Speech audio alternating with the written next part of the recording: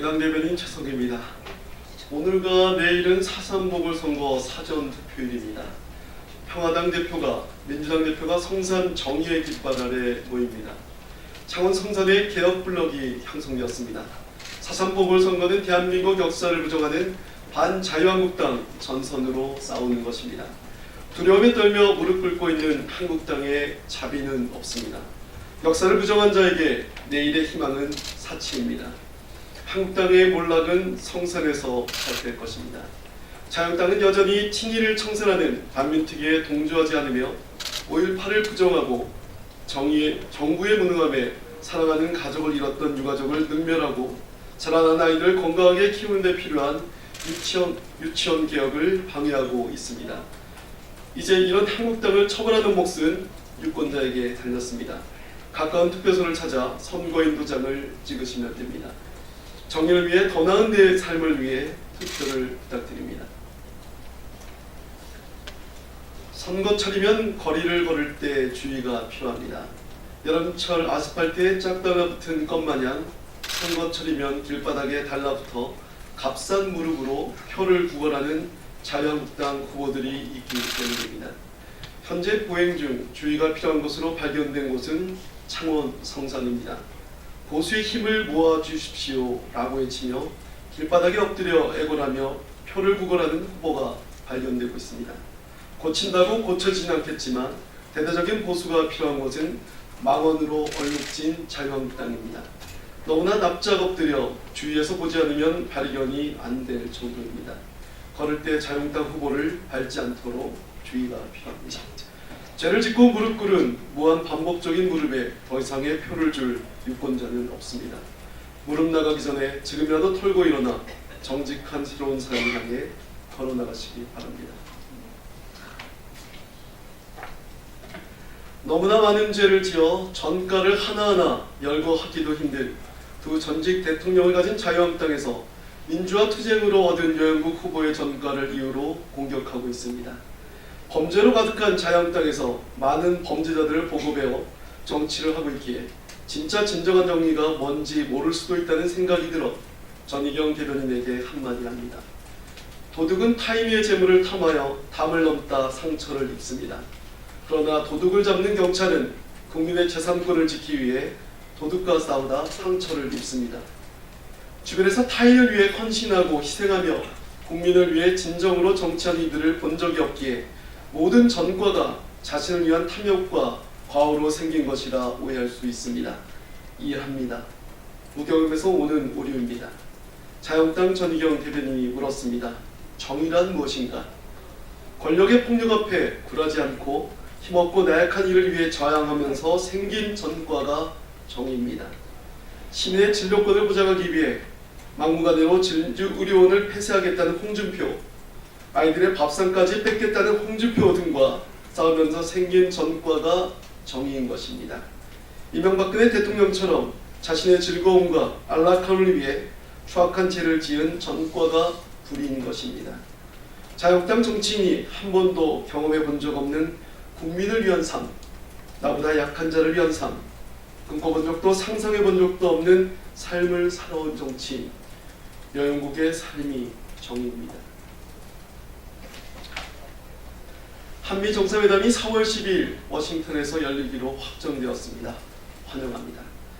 지난달 말 하노이 회담의 합의 불발로 한반도 평화체제에 난기류가 흐르고 있는 상황입니다.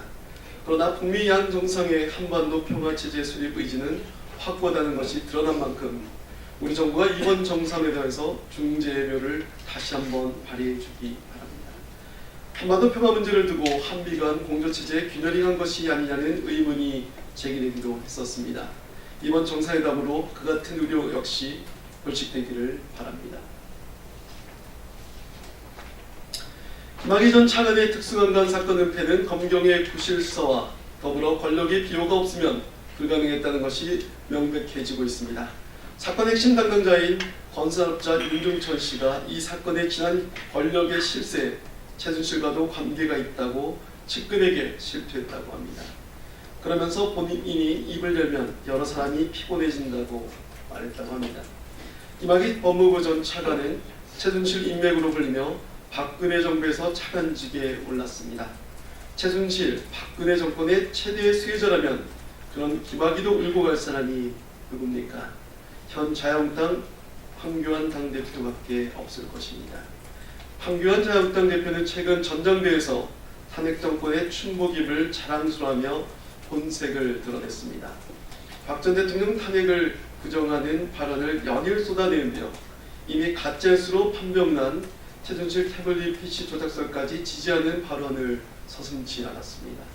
뿐만 아니라 대통령 권한대행 당시 본인이 최순실 수사특검의 수사 연장 요구를 불허했다고 떠벌이기까지 했습니다. 김학의 특수강간 사건 재수사 대상은 바로 황교안 당대표입니다.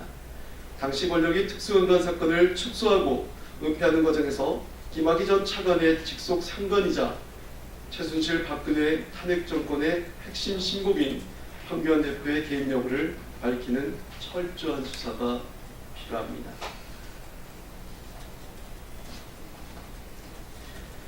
자유한국당이 연일 총력을 동원해 황교안 대표의 비호에 나서고 있지만 방어막이 허술하기 짝이 없습니다. 민경기 대변인은 김학의 시비를 두고 황교안 대표와 박영선 의원이 만난 적이 없다고 우겨냈지만 불과 5분 만에 사실이 아니라는 것이 탄로났고 해당 만남이 있었다는 정황은 국회 속기록에 황교안 당시 법무부 장관의 발언을 통해 뚜렷이 드러나고 있습니다.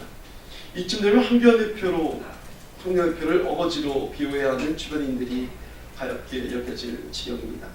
모든 정황은 김학의 성폭력 사건 은폐, 묵인의 황교안 대표가 관계되어 있다고 가리키고 있는데 자그마한 신말이 하나를 억지로 찾아서 아니라고 우겨야 하는 상황이 말입니다.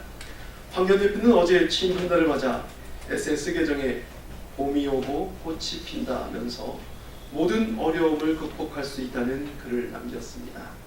봄은 때가 되니 알아서 오는 것이고 꽃은 봄이 오니 따라서 피는 것입니다. 자연의 섭리가 황교안 대표의 과오를 덮어줄 일은 없으니 괜히 헛물펴지 말기 바랍니다. 세월호 참사의 원인을 직접적으로 밝힐 수 있는 CCTV 영상 증거가 훼손된 정황이 드러났습니다.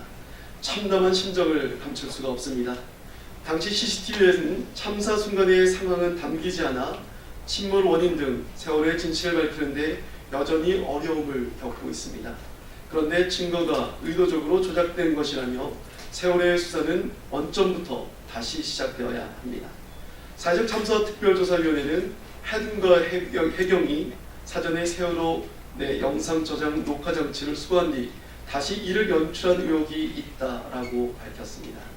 당시 해군과 해경은 참사 2개월 뒤에야 주요 증거인 DVR을 수거했습니다. 소극적인 정부의 대처에 당시에도 여러 문제를 제기했으나 증거를 사전에 수집해놓고 이를 은폐했으려고는 상상조차 하지 못한 일입니다. 박근혜 정부는 세월호의 진실을 어디부터 조작하고 은폐한 것이며 도대체 뭘 감추려 했던 것입니까? 지금 제기된 의혹은 박근혜 전 대통령과 청와대의 개입 없이는 불가능한 일입니다.